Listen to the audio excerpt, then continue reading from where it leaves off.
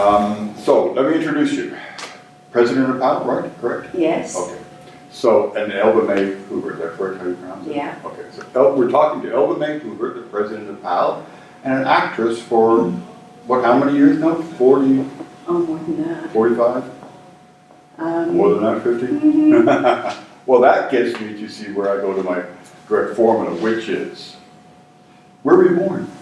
I was born in Scotland. Oh, okay. Yeah. What part of Scotland? Scotland's big. Dumbarton. Oh, really? Small town? It's a suburb of Glasgow. Okay. Now it's kind of like literally, it was a village, I think, when I was born, but now it's just So, a suburb of Glasgow. So do you consider yourself a Glaswegian? No, no, because I came here when I was probably 18 months old. Oh, okay. That's where I was born.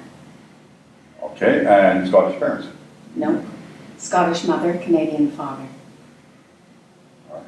Well, far back can you go on now? So Canadian father, and then when you say you came at 18? No, Oh, 18 months. 18 months. Yeah. To where? To Toronto, Montreal? Or? No, originally to Selkirk, Ontario, Okay. which is Niagara Peninsula way, which is where my father's family Okay. have come from. Right. Yeah. So you were brought up in Selkirk? Nope. No, it's a very complicated family history. Well, perhaps why don't, instead of me asking the questions, you just tell it in your own fashion. Yeah, my mother was a war bride. My father, sadly, was alcoholic. She came to join him after the war in Canada. Things were a bit of a mess. We ended up leaving him when I was 7. My mother ran away, and we came to Toronto. What part of Toronto would that be? Initially, it was the West End. It was kind of Lansdowne Bloor. Okay. Yeah.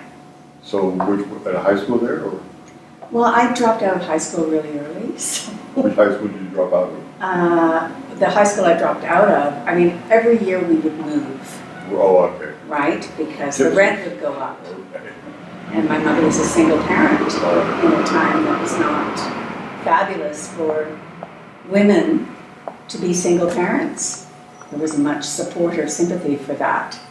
And anyway, so she had to work very hard to keep body and soul together for the two of us. And But you did end up at the National Theatre School, so somewhere between dropping out of high school and getting to National very Theatre close, actually, because I dropped out of high school when I was 15. I got a work permit, and I worked at the Bell Telephone. And it was an economic decision to drop out of school because my mother could no longer afford to support me. But my big goal in life was to go back to school. And I read about the National Theatre School, which had been in existence for a year at that time. Right, And it was new, right? yeah, it was very new, and they said that if you auditioned for this thing and you were accepted, that they would help you find the money. Sort of scholarship. Yeah, to go to school. Okay. And So where did you actually do the audition? Did you go to Montreal? no, in Toronto, You at did? Hart House. With Robert Gill? No, they came here. Jean Gascon and Powers Thomas, who were the men who ran the theatre school at the time. They do, and they still do to this day. They do a national tour. And you go and audition in the city that you live in. And then they make their decisions about who to accept, and once you're accepted, then of course you go to Montreal. So I can't imagine you could walk into an interview for the National Theatre School and not have some experience. I had none at all. Absolutely none. I had never seen a play. So what was your piece? Well, they sent you a selection of things that you could audition for, a selection of classical pieces and a selection of non-classical pieces. I wouldn't say contemporary because they weren't that contemporary, but they weren't classical. So I read them, and I was always a great reader. I loved to read. So I read them, and I decided that I would do Juliet, of course, and I would do Joan of Arc, The Lark by Jean-Henri. So I didn't even know that you were meant to rehearse out loud. That's how little I knew about acting. Just about when you see? Yes, for Juliet, yeah. No, it was actually, no, it wasn't, it was Gallop Pace. Okay. It's just before the balcony scene. Okay. But I didn't know that you actually rehearsed out loud, and so I would sit there doing this. So the first time I said my pieces out loud was the day I auditioned. So I went. But you got the audition. That said you passed the audition. No, but it wasn't that straightforward. They really liked me. They could see that I was green as grass, and I was also way too young. I was only 15, and you can't go to the theater school until you're 17. So I was, encouraged, and I was told by Powers at that time to make a promise not to take acting classes and not to do amateur theater. That was the promise that I made to him. And to come back the following year and audition again. So I said, well, what do I do in the meantime? He said, you just read. And you go and you see things, but you don't. And what was to see in that time in Toronto? Well, I mean, there wasn't that much, and I couldn't afford it anyway. It was Yeah. a press theater. But movies, I certainly saw movies. And I read a lot, and I read a lot of plays, and, met a few people. And I did actually go to acting classes, which was a really bad idea, because I was a very introverted person. That's why you said not to. No, I said I wouldn't, and then I did. But I ended up going to Eli Rill, who was doing acting classes at the time, and he was method, and it was like totally wrong. I should have been being brought out of myself, and instead I was being asked to, look into myself and go very deep and all of this stuff, and it was sort of self-conscious making and weird. To do though, and you said you watched the movies, you must have had something in mind. Now, if not Bette Davis, I mean, what would you see that you would say that that's what I can do, or that's what I would like to be? I don't think I thought of it that way. Not that way at all? No. I mean, were there actors that I liked? Yeah. But probably I watched television. An actor that I really liked was Polly Bergen, Okay. who at the time was doing things like the Helen Morgan story Right. on Playhouse 90 and things like that. I watched a lot of Live theater on CBC. TV. Yeah. On CBC. Well, not CBC. It wouldn't have been CBC. It would have been an American channel. CBC Okay, didn't NBC. show. Yeah, probably. And you see Yeah. one of those playhouses, whatever they had, or Playhouse CBS, 90 Playhouse and- 90. Yeah, which was basically live TV, Yeah, a lot of it. live by your parents' TV. Exactly. But it was well done. It was incredibly well done. So to skip that, you did get accepted, and you Yeah. did attend in Montreal, Yeah. and you did graduate, Yeah. and then you went to. Then I joined the last season of Canadian Players. I was offered 3 different opportunities, and I took that one. And it was a sort of bus and truck tour of, I did Playboy of the Western World with Martha Henry and Dougie Rain, playing one of the girls in the village. And then I did a bus and truck tour of Murder in the Cathedral all over Ontario. Okay. Was Stratford an option? Later it was. I didn't stick around, I went to England. Well, that's what I'm getting at. I do notice on your Yeah. Wikipedia, you did end up in England. Yeah. And you ended up in England in the mid-60s. Yeah. Great time to be in England. Yeah. 1966, Yeah. Carnegie Street, Yeah. Twiggy, Yeah. miniskirts, All of that. pretty Canadian girl, Yeah. All of that. running the streets of London. Well, I was actually with somebody. I mean, I was with the man who became my. But it was a great time. Husband. I was actually there at 66. Were you? Yeah. And also, the last time they were winning the World Cup was 1966. That would That I not. remember. Yeah. That would not have meant much to me, but. Only because I was in a pub when they won. They beat the Germans, and they were like, Very bizarre. tearing the place apart, right? Yeah. They just beat the Germans so much. Yeah. But anyway, it was a great time because that was swinging London. Yeah. You know, it really was.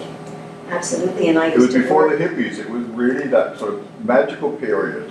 Yeah. With the, Well, after, no, it was the hippies. but the hippies started to come into it but it was that pop, that early pop, British pop, we led to Carnaby Street, we led to Maud. Yeah. That wasn't hippies, it was Mary Maud. Quant and, Mary Quant and Twiggy, yeah, and Houndstooth, yeah, and bell bottoms, yeah, and flowered shirts. and beautiful. And men could dress like peacocks. Yeah, absolutely. You know, one of the few times in history where men could really just dress up like a dandy Right. peacock and get away with it. Yeah. I loved it, I loved it. Great time.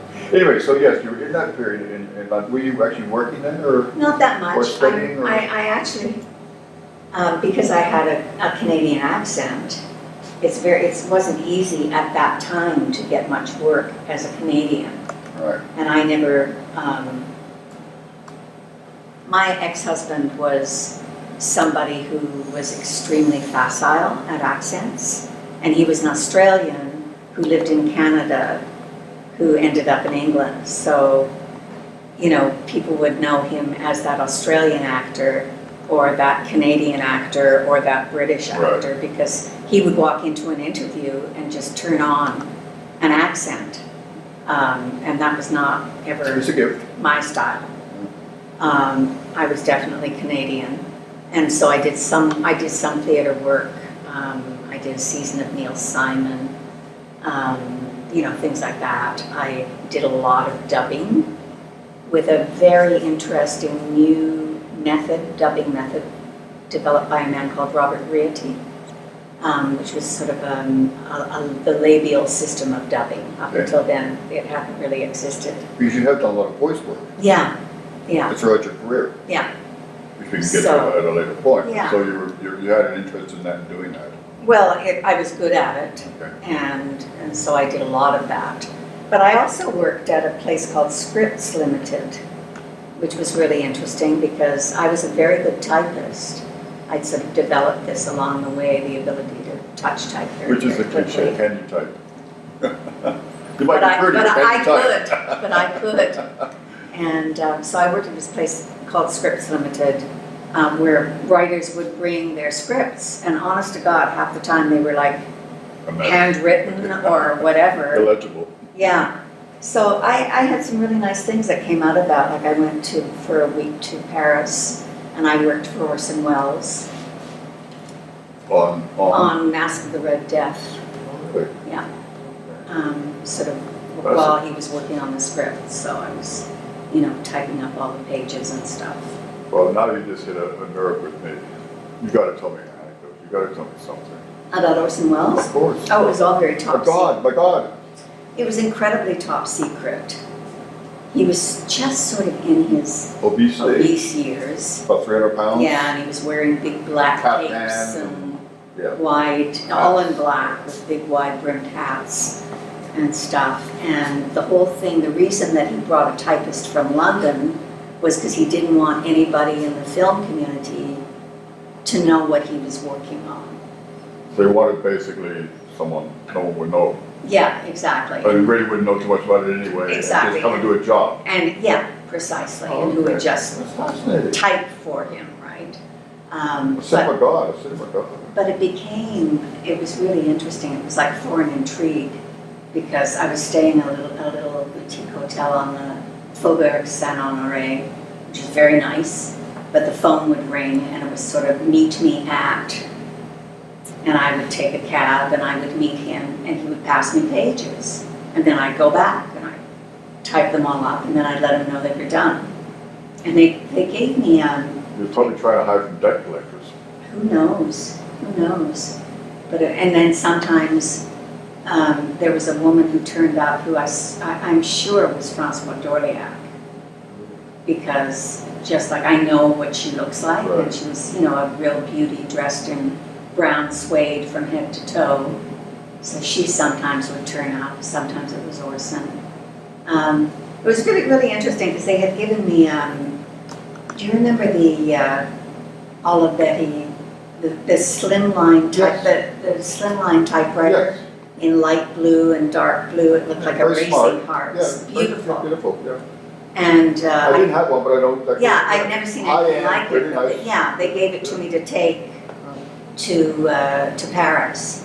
So I spent the week, you know, and when I came back home, when I came back to London, his assistant in London, a British woman, said to me, we were sort of settling up money and stuff, and she said, how was it? How did you enjoy yourself? And I said, it was wonderful. I had a great time. I said, I really liked that typewriter. It was just, it was so easy to work on. It was so nice and everything. She said, oh, you can keep it. So for a long time I did have it. And they gave me tickets to the opening of Chimes at Midnight. So, I was going to say, it sounds like it's around the same time Yeah. as Chimes at Midnight, Yeah. which is one of his great films. Yeah, exactly. Or one of his great parts. Some people consider one of the great Shakespeare films of all time, which is in Falstaff. Yeah, I've watched the film endlessly. I've got it on my TV. I mean, that's anyway. there you go. There you go. Anyway, it was fun. You end up not staying in London and coming back to Canada. Yeah, I was there for 3.5 years. I got married there. I had a baby there. And I wasn't working, and I was getting calls from Canada saying, when are you coming home? People obviously wanted to work with me. So we decided to come back.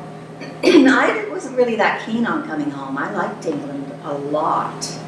And I had worked so hard all through my teen years. I mean, I always had 2, 3 jobs.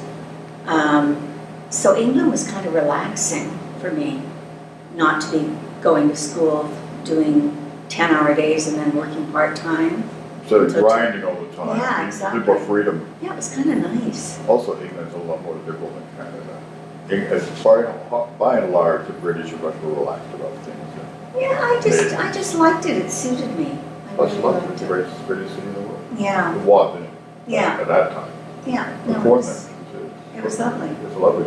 Okay, so back in Canada, back in Toronto, Yeah, can we date this at 69, 70? probably Probably around somewhere there. around there. Yeah, Hippie time in Toronto?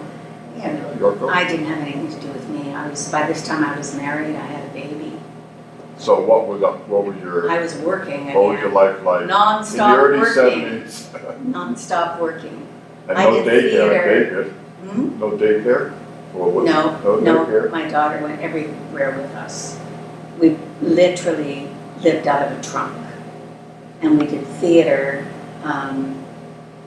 in the days that, years later, I don't know if you know, but Canadian Actors Equity was American Equity during Right. those years. Okay. It didn't become Canadian Equity until I think 75. Fine. So there was a point at which later on we found out that we were eligible for an American pension if you had worked a certain amount. During that time? Yeah, and I worked nonstop. And when we went back, and you had to find your contracts. And there were years that I worked, 42 weeks in the theater, all over the country. Well, this is what it excites me to ask you about, because you must have been part of the extraordinary explosion of Canadian theater Yeah, in the 70s. yeah, for I just sure. want to run off a few things too, because I'm sure they'll ring a bell somewhere. Theater Passmarais, I was, Tarragon. yeah, but I wasn't involved in any of that. I was out of Let town. me finish. Yeah, Phoenix Theater, Toronto Free Theater, yeah. Factory Lab Theater. I worked at Toronto Free. What I'm saying to you is that was all happening, parallel out across the country in places like Montreal and Vancouver, but specifically because I was in Toronto, it was happening all around us in Toronto. Right. And you say you weren't part of any of No, that? because I was always working out of town. Out of town. I did like a whole year at Theatre Calgary with Christopher Newton, from September until May. Like a whole year of And living where? In Calgary. In Calgary, renting Yeah. a house and Yeah, in an apartment. an apartment. Yeah, Okay. I mean, these were the days of very long contracts. And if you were working out of town, that's what you did. So you weren't kind of like maintaining a residence in Toronto. Right. You lived out of town and then you came back to Toronto, probably lived in an apartment hotel until your next contract, which in my case would be like 6 weeks later or something. I was just wondering if you would share the stage with people like Jackie Burroughs, I worked with Jackie on Road to Avonlea. which was a series. Yeah, But not on stage. not on stage, no, When she did Laura Walks. no, You don't know that one? no. Okay, I won't put down that route because it's very funny. No, I worked at Toronto Free with Martin Kinch. Right. I did a play that he wrote called April 21st, 1975 about a car crash. Okay. I worked. So you did some work? I worked with Tom Hendry. I worked with Marion Andre at Theatre Plus. Okay. I did a whole year at what was then the St. Lawrence Center Theatre Company with Leon Major and Kurt Reese. Okay, there you are. Yeah. Okay, so if you probe a little bit, Yeah. it is there. Yeah, oh, for sure. No, I know I worked nonstop in theater, but I didn't do alternative theater. Yeah. Okay, no, and it was that. Except for Toronto Free. Yeah, yeah, and to be fair is what I and some of my colleagues were doing was fringe before there was fringe. Yeah. It was like fringe beyond fringe, sort of pop-up fringe, but it was there. Yeah. It was there in Toronto, but I know what you're talking about. But what I was kind of interested in, you were part of like extraordinary theater. I mean, there's history is written about that period. Absolutely, yeah. Because up until then, it was all European and British theater. And Yeah, then suddenly and I it did, exploded with Canadian. but I was David still, French coming home. Well, David French was a pal of mine, but I did, George Walker. unquestionably, I was doing a lot Earl Bolt. of the American and English. Still the traditional American Absolutely. English. So you weren't participating in like the coming homes and the No. Harold and that sort of stuff. No. Okay. All right. Well, but you were doing television. Yeah. Yes. So let's move to there because my interest is you were doing a thing called research. Oh, yeah. I mean, I barely remember Well, that that's- stuff. That's ancient history. Well, that's what I'm saying. Is that there is a history there too. Yeah. That was one of the first CTV television series. Right. With Larry Mann. Yeah. You did an episode. Yeah. Littlest Hobo. I did 3 Littlest Hobos. King of Kensington. Yeah, King of Kensington. I did several. I did a couple. And- In those days, you could do more than one, and you weren't the same character. And the one I love the most is Superman 2. Oh, yeah. Tell me a little bit of Superman 2. Um, Who did you work with and where was it shot? Where I did you shot shoot it? Niagara Falls. Okay. The scene that I was in was, I don't even remember the guy's name. We were a couple. We were the parents of the kid who falls over the falls. Right, and That Superman saves. Clark Kent right? has to go off and do his Yeah. thing and come. And Margot Kidder's there, so you. Oh, no, I met Margot Kidder, and Yeah. she had just recently married John Hurd. Okay. Not, I think, a happy union. I think it was kind of impulsive, and they ended up, and he wasn't working, and she was, of course, Bipolar. well, but she was a star. I mean, she was a star.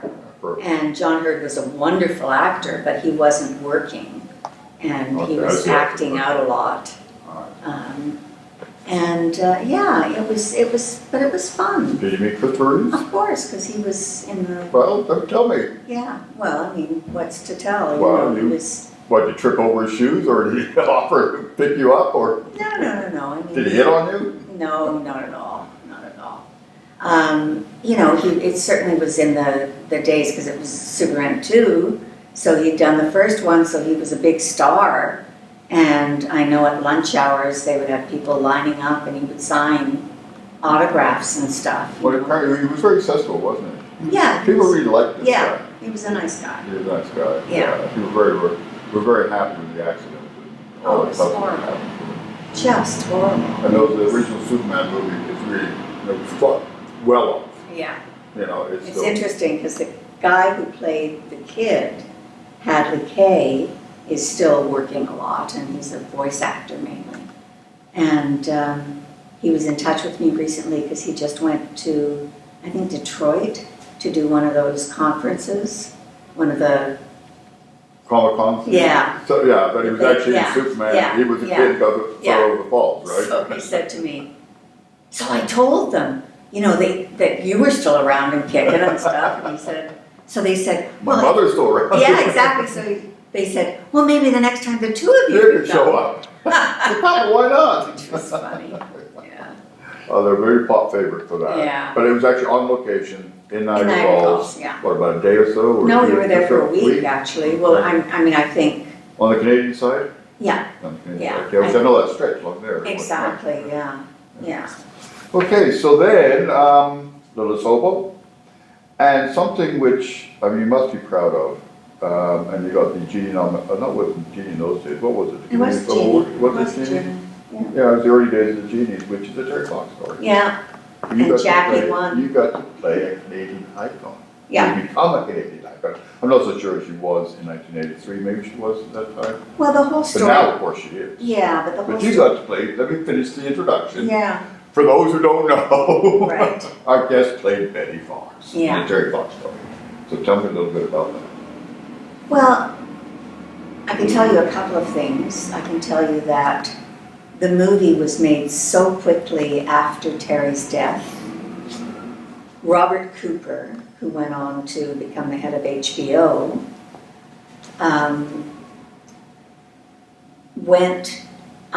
my understanding is that he went to visit Terry Fox as Terry was dying, and he got Terry to sign the rights for him to make this docudrama about Terry. For the movie rights. Yeah, and I don't think that his family was happy about it. I think they felt that he had been taken advantage of. Well, that's the story I've heard. Yeah. And Ralph Thomas, who was an incredible director, For the records. you Yeah. see. directed it. But it was all too quick. And the interesting thing is that, and Robert Duvall was in the movie playing, I can't remember the character's name, Phil somebody? He was hired on to basically straighten out and get the press straightened out and Yeah, he was. make it more professional instead of just an actor. Yeah, exactly. So he was actually, I think he was employed by the Cancer Society, Okay, the character. right. So that was great. It was really neat. And it was wonderful to watch Robert working I have with. seen the movie, by the way. Have you? Yeah. It was wonderful to watch Robert working with Eric Fryer, who was the Like Terry. young man who played Terry, who was an amputee. And Robert was wonderful because he really worked with him on camera and really sort of, he would do unexpected things which would get very natural reactions out of Eric, because Right. Eric was not an actor. And so anything good about that performance probably comes from Robert's participation. Plus, he's a big name by then. Well, The Godfather had already been around, so I mean, developed Yeah. was a name. Yeah, Which is a no, bit of a coup for yeah, he was great Hoover. to work with, yeah. Which shows how much Cooper could pull the strings, actually. But the interesting thing is, the movie played here and went nowhere. Like, nobody came. It was too Oh. soon. No, it was too soon. No, I think I did. Well, maybe you did, but very few people did. I know that. And people resented the movie because it was all too soon. However, that movie won the first cable awards in the United States. I know all this. Yeah. I'm a Canadian film historian, Yeah. and I've written about this. Yeah. This is my turf. But it's fabulous. I mean, it's so interesting to me. The movie, despite what you said, and I mean, I don't want to get into all that, because what you said is exactly true. That's the story that Cooper did. Yeah. But Cooper was not well liked. So, people telling, the backstabbing in the Canadian film industry is quite extraordinary and beyond belief. But anyway, the point being is that on an objective way, the movie turned out okay. It has some good performances, including you as Betty, and as you're right, Robert Duvall, and it has gone on to be part of the whole mythology Well, do of you know Terry who it was Fox. supposed to? So no one's going to dump on it now, 30 years later. They're just going to say it's just part of what it is. Yeah. At the time, you're right, it was way too soon. And was Robert Cooper an opportunist? It's a Pope Catholic, it's Yeah, just like, exactly. you gotta nail the guy for being what he is. Do you know who was supposed to play Betty? You can't throw people in jail for being jerks, No. unfortunately. The whole world would Would be. be You know who was supposed to play Betty? No. Piper Laurie. Oh, really? Okay. Yeah, and then, Well, don't downplay the fact that you did get a nomination for that part. I'm not downplaying it. No, And there was but, another one around the same time called Annie's Story. oh yeah, that was fun. Well, let's talk about That I that. really enjoyed doing. And for those who don't know, it was made for CBC, wasn't it? Yeah, It was, Graham Parker was the Yeah. director. Small story. it was a great story. It I mean, was- small story in terms of, it's not a big, like Terry Fox is like, you're not running across the, it was. Yeah. But It was a drama. But it was a really, Well, tell me a bit about it. it was a young woman who wanted to be a country and western singer, and I played her mother. And it was fun for me because I don't usually get cast like that. Her mother was alcoholic and kind of negligent and not a great mom. And she was abused by her uncle. And it was sort of, you know, one of those awful family secrets. But this is 1984, so it's still very early, very early in the game. doing something like This that. is not 2004, this is 1984. Absolutely. So it was a pretty intense drama, but it also had this redeeming feature of country and western music and small town fairs in Canada. You know, it was, and Brent Carver was in it, which was great. It was one of Brent's first things, and he was lovely. And it was well directed. It was well directed. Well I received. really liked working with Graham. The review in Cinema Canada, which I dug up, and it was, you know. Now, actor nominee, best actress in the leading role. Yeah, Not so bad. yeah, and that was the same year, You must be chuffed. 1984. I was gonna say, weren't you 10 years, 12 years into the business professionally? I mean, Yeah. Weren't you thinking that you might have actually got something going here? No, I wasn't ambitious. I've never been a very ambitious person. So, want to explain that a bit? Because there's something about this is that, and correct me if I'm wrong, there is a dictum that stars have a short, bright life. Right. The shelf life is short. Yeah, Character actors can go forever. yeah, well, I'm still going. Well, that's, and I didn't want to, but that Yeah. seemed logical to me. By the age of 40, you are playing mothers. Not only mothers in Terry Fox and mothers in Superman. I wasn't 40. But mothers in Edison Twins. Yeah. You were playing mothers. Yeah. And two sons who were probably Oh, yes, I mean, there was an era, 8 years younger than you. actually where my demo, I thought, could easily have been called Mothers of Fucked Up Sons. Because that was kind of my hit. I was always, if there was a child molester who needed a mother, it was me. If there was a drug addict who overdosed and almost died, like in Queer as Folk, call Elva, right? It just, yeah. Interesting, because I never had a son, but I was definitely the mother of screwed up sons. And let me just move on quickly because there are some others I just want to touch base on here. You mentioned the Edison Twins where you played Mrs. Edison. Yeah. And how old was your son in that one? Andrew? Because it's on, Well, the it's on twins. YouTube, you know, you can find the Edison Twins. Yeah, I know. All the episodes are A lot of there. people like it. And this is 1984. Yeah. And, you know, you look great. Yeah. I was a little My mother looked like that. I'd be like, wow. But it's not really played on. You're just a mom to these obnoxious kids. Well, they were twins, Yeah, right? twins, yeah. Marnie and Andrew. A boy and a girl. Yeah. Well, Marnie and Andrew were the actors. I can't remember what the kids' names were on the Right. series. But anyway, I think they were at the time probably 17-ish. But they Oh, okay, looked so younger. They probably read more like 14 or 15. It was an odd show. I came out of Novana though. Well, it was one of the first live action Yeah. series out of Nelvana. I mean, I spent a lot of time working with animals on that show. I worked with a python, I worked with an elephant, I worked with orangutan that shit all over me. And I remember the trainer saying, I was wearing a light beige trench coat, and I was holding this animal, and it shit all down mine. And I went, and he said, well, you know what it is? I said, no, if you want to explain, I'm happy to hear. He said, the kids make him really uptight. And when you hold him, you're so calm that he just lets go. Maybe you should have been a more. I should have been an animal handler, maybe. Maybe I missed a career. Of a whisperer, and of course famously wrote to Avonlea. Yeah. And how many have what? They say what, 39 episodes?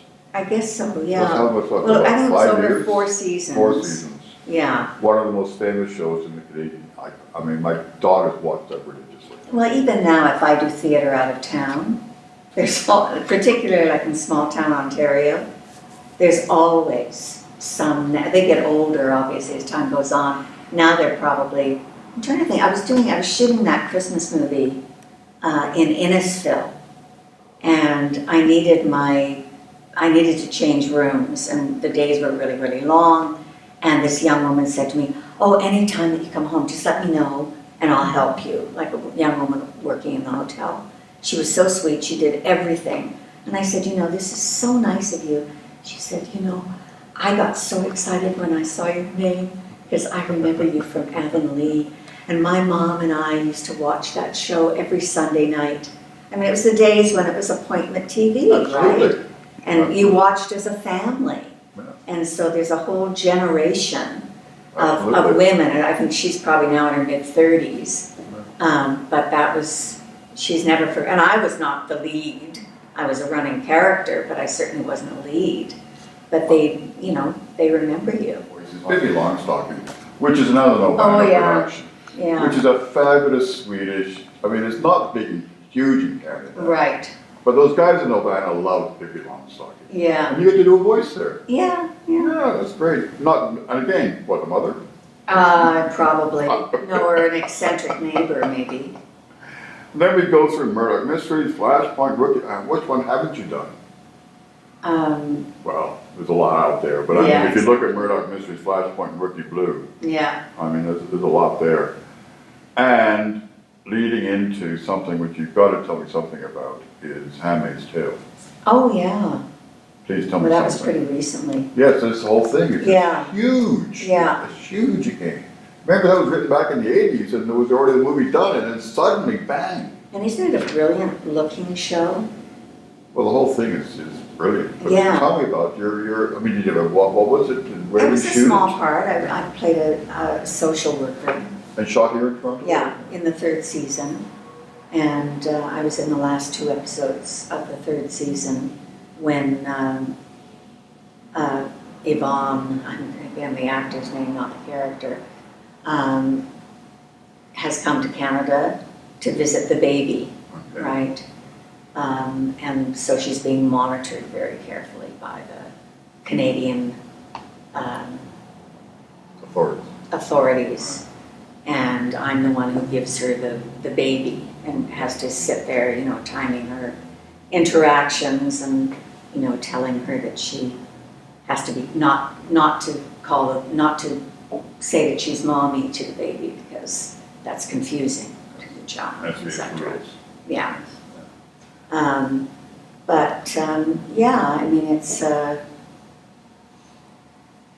I think it's an amazing looking show. I mean, when I see it, like the cinematography is fantastic. Well, they put a lot of money into it. Mhm. They put a lot of money into it. But what I'm really pleased about the whole thing, and this is a bit of sidetrack, is this a success of Margaret Atwood? Yeah, Not that she wasn't successful right from the start, which she was. yeah, But to continue and build and build and build. yeah. And that woman does not Well, and somebody made the point the other day. blink. She does not shy away from just being who she is. Exactly. Her hubby dies middle book tour. Do Yeah. you think she missed a beat? Do you think she friggin' missed a beat? The next night she's on Jimmy Kimmel, Yeah. And then she's on the Booker. I mean, it's just like, where do you stop? Where do you stop somebody made giving the her point stuff? that she, was nominated for the Booker, and she split it with this other writer that I'm not familiar with. A woman of color. Yeah, It's a which real is great. political- Yeah, I mean, the jury did it. But she was not nominated for any Canadian prizes Yeah. for the I testimonies. know, because they've had enough of her. They're just like, Maggie, we're giving you everything we can give you. Yeah, exactly. But, can we get sued? All I can tell you is the first season of Road to Avonlea was so exciting. It was visually so stunningly Great beautiful. series. Rani So Ohashi. no matter how we got it, it was just brilliant. No, Rani Ohashi was the cinematographer, the DOP, and he was amazing. And for the first time, they got the sound right. Because all those years of CBC and bad sound, but they actually had good sound. They had amazing production values. Martha Mann, who did the costumes, oh, exquisite. It was such a privilege to be part of that first season. Do you know why that all was? He said because it was a change in policy. The money previously had gone to film, and that all got screwed up with the tax shelter. Yeah, That all got fell apart in the early 80s. So they rethought it all. And it was no longer the Canadian Film Development Corporation. Guess what it became? Telefilm. yeah, Telly was first, right, and then came the broadcast fund. yeah, And guess who was right there at the door? A guy named Kevin Sullivan and a guy named Michael McMillan. And a guy named Robert Lantos. yeah, Alliance, yeah, Kevin Sullivan, yeah, Atlantis, all came out of that 1984 decision yeah, by the Liberals. We fucked it up with the tax shelter, so let's put the money into, which killed off the Canadian film, industry, period. yeah, Just killed it right then and there. yeah, And it took then the Adam Goins, the Bruce McDonalds, and the Denny Arpons to build it back up again, but that took about a decade. yeah, Because it's really, I'm sorry, this is an interview with Elva, but that's what happened. Yeah. And that's why Kevin was there, you know, at the right place at the right time. The same thing with Mike McMillan. yeah, You know, both of them were right there at the 1984 and 1985. yeah, And you were there at the right place at the right time. And I was there, but not necessarily at the right place at the right time. I was always at the fringe somewhere.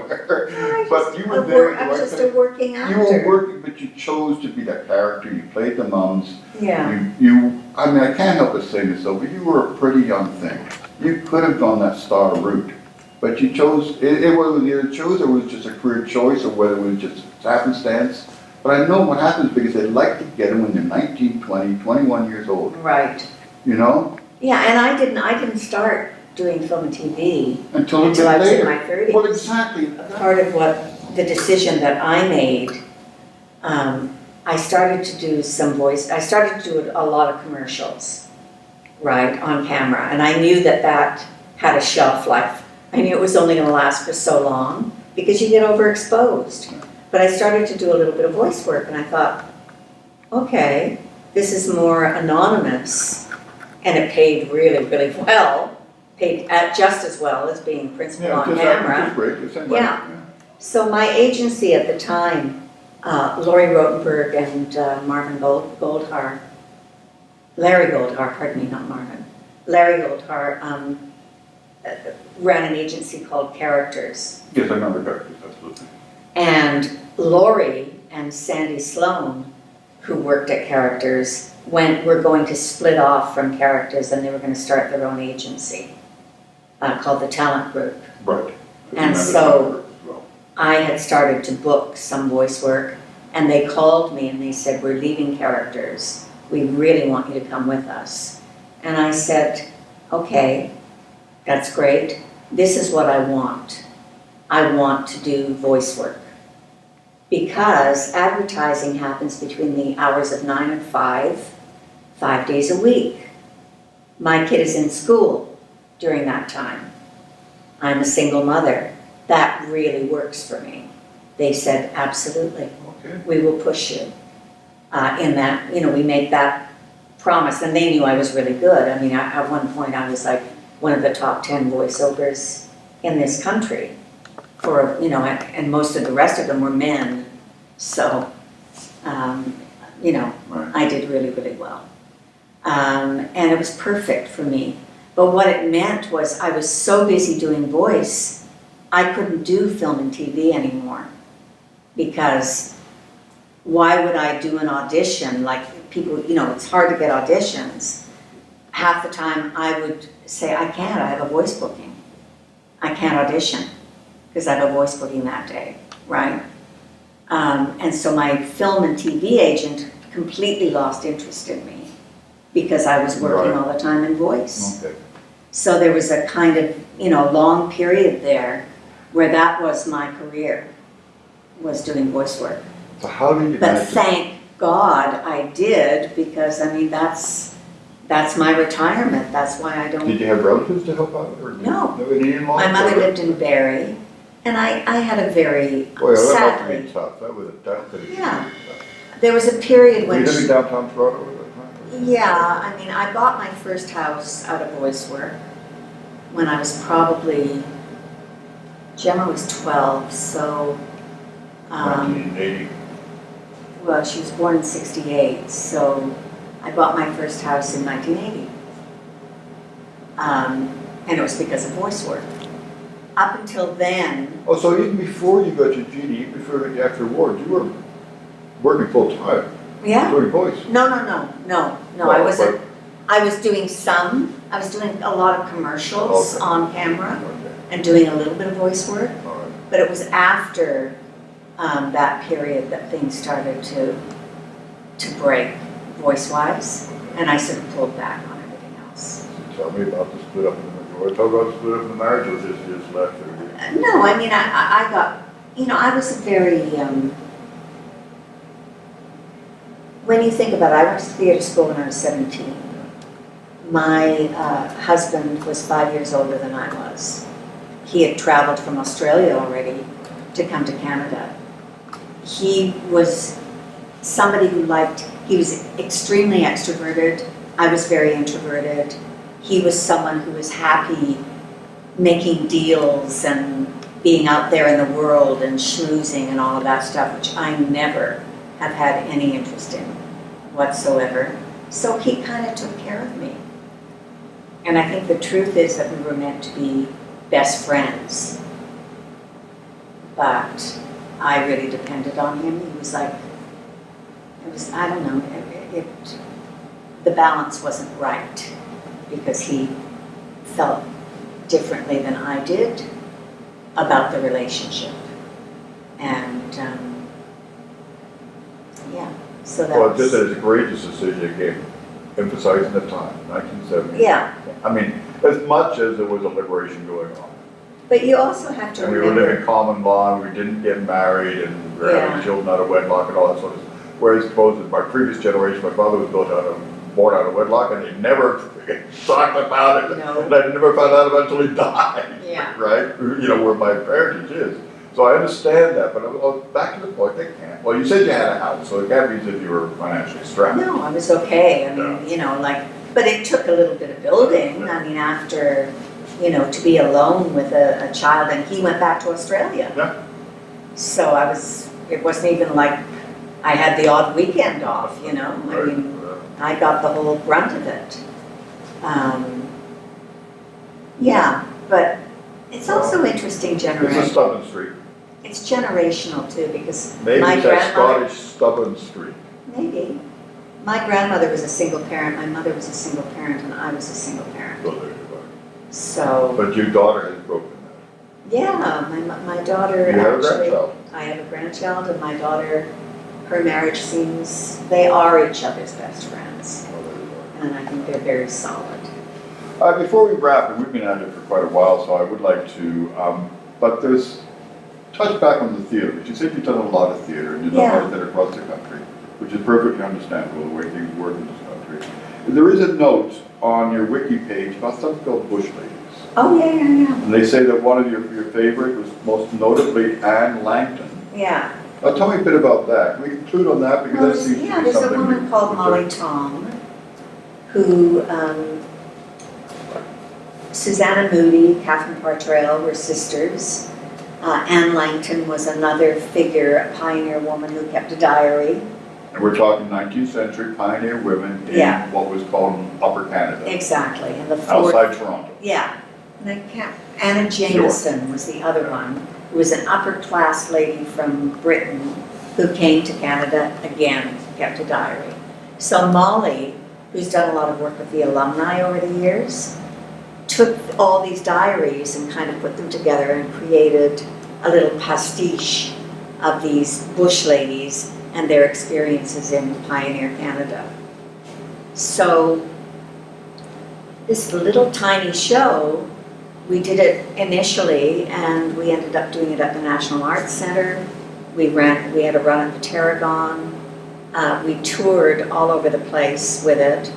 And one way or another, I think the four of us spent almost 3 years of our lives With a different doing, production. yes, doing the Bush Ladies here, there, and everywhere.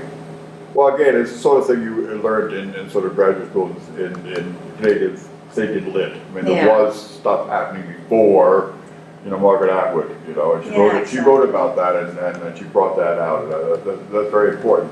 Which leads to another sort of more generalized question. Again, back to theater. You played a lot of roles, some of them classical, some of them contemporary. What's your favorite? I love period work. Like I just did Mrs. Higgins in Pygmalion this summer, and I love putting on a, The Maid.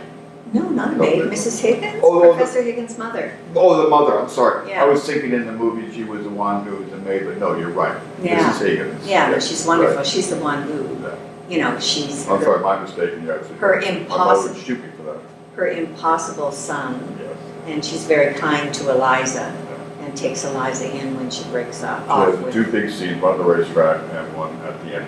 No, that's the movie, not the play. Okay. I'm just so tuned into the movie. I granted, I probably have not seen the play. Yeah, I just- yeah, I the play's hope- wonderful. The play is truly wonderful. Anyway, but I love to put on a long skirt. I love a wig. I just really enjoy, and I enjoy comedy as well. And I like words.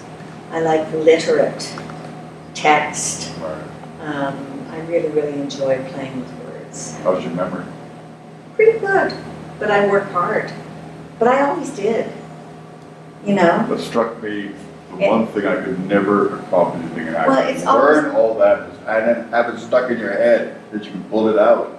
Christopher Plummer could pull out King Lear from, verse Well, to yeah, verse. and I think that there are some people who are, really wonderful at learning lines. Adapted, that's what it's Yeah, but I mean, that classic, there's the two classic Canadian questions from audiences. One of them is, what do you do for a living? Because a lot of people assume that you can't be making a living doing this. And then the other one is, how do you learn all those lines? And, my answer has always been with great difficulty. Yeah. I work my ass off learning lines. I always have done. And it seems to be a really difficult thing to do. Yeah. I think that's what put me off. Yeah, it is difficult. I mean, to get to a point- Not to read through the play, let alone remember the damn thing. Well, but not only that, to get to a point where, it's so enmeshed that it seems effortless to get to that point. Right. As in most things, it's like the concert pianist who has to do technique over and over and over again, and finally can trust their technique and let it fly, right? But that work is the solid basis of what we do. And if you're not prepared to do that work, Okay, well, I think on that note, we can say thank you very much. Okay. And thank you very much. you're welcome.